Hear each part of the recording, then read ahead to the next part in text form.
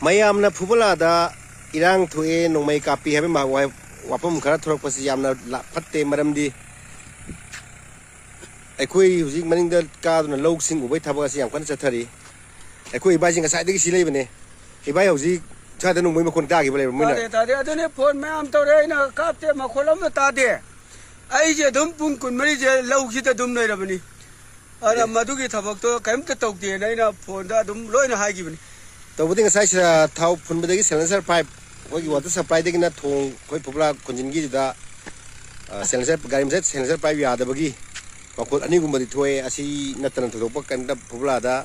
karigumba matagi irang thokpa sing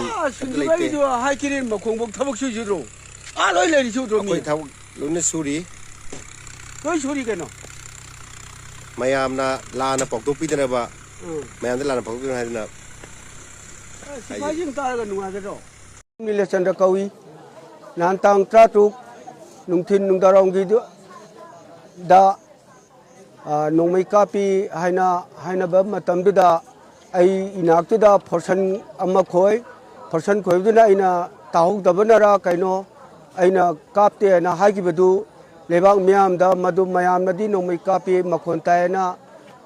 ayam na tanare matam du da ai di log da lebani na adum leibani na ai nak to da portion khoi badu da aina ta da na kapte na ha gi bedu lebang myam da lesson ina chengtok chari